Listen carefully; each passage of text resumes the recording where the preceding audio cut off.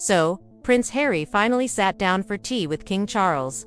And naturally, the whole world is buzzing not so much about what was actually said in that brief 55-minute chat, but more about who wasn't in the room, what wasn't discussed, and who might be quietly fuming on the sidelines. The royal press is busy spinning this as some sort of heartwarming step toward reconciliation, but in truth, it looked more like a carefully timed PR exercise than an intimate family reunion. This wasn't a surprise moment of father and son reconnecting. It was optics, pure and simple. And the most telling detail: Meghan wasn't there. Not in the car, not outside Clarence's house, not even in the background of a paparazzi shot, yet somehow, she still managed to steal part of the spotlight. Here's why. This was Harry's first face-to-face with his father since the cancer diagnosis became public months ago, and that alone made it feel significant. But instead of a grand, warm welcome, Harry got a quick appointment, timed almost like a business meeting.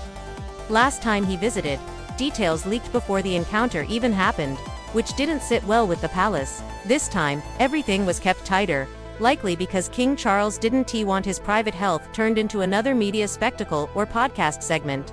Still, Harry arrived, got his 55 minutes, and then it was straight back to business. No Camilla, no William, no united front, just tea and a ticking clock. Some even believe Charles used the moment to make it clear to Harry that he's not at death's door.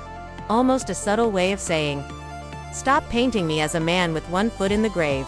But the real drama wasn't in Clarence's house, it was online. While Harry was in London, Meghan's social media activity raised eyebrows. She reposted a video of Harry playfighting with a little girl, complete with hearts floating over it. And people immediately assumed she was there filming, hiding in the shadows, or even secretly meeting Charles herself. But the truth? The clip carried Hello Magazine's watermark, meaning Meghan didn't film it, wasn't present, and simply reposted a public video. But that's Meghan's playbook. By sharing it at that exact moment, she planted herself into the narrative anyway. The message was subtle but clear. Don't forget, he's mine.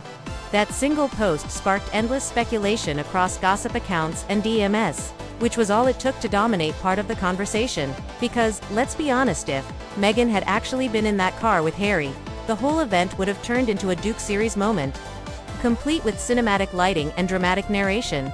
She doesn't do background roles.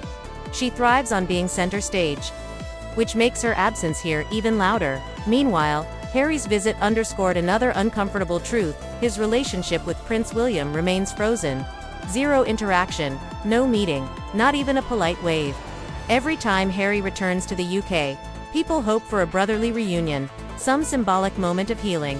But William has consistently chosen to stay out of it, and that silence says everything.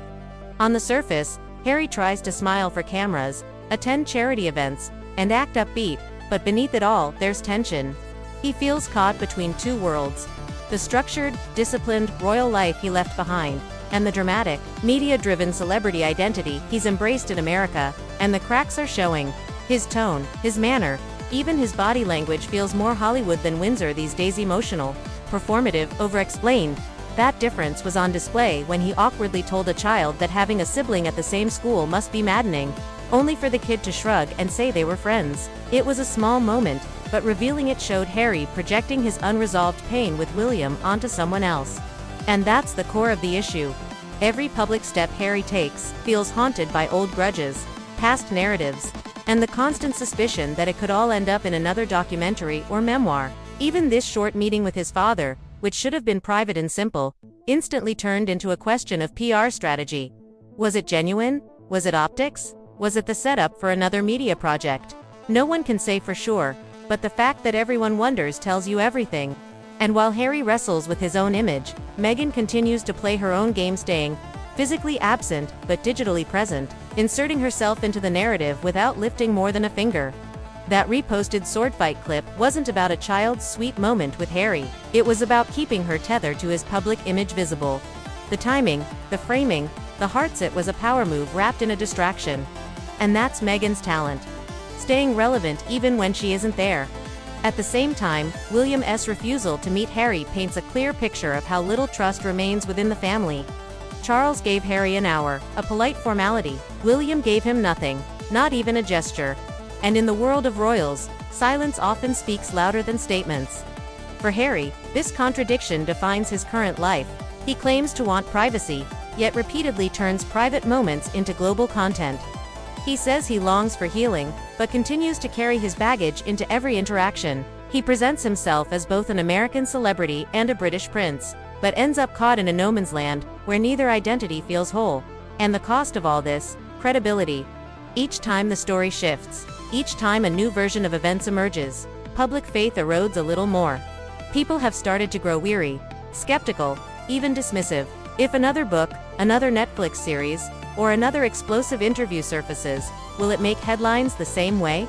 Or will the public just roll their eyes and move on? That's the danger of overexposure when everything becomes content. Sincerity disappears. Meanwhile, the monarchy itself marches on. Charles is back to duty. William maintains his silence. The institution isn't waiting for Harry and Meghan to return. It has already adapted to life without them. The headlines that once exploded with outrage are now fizzling into indifference, and in the media game, apathy is deadlier than criticism.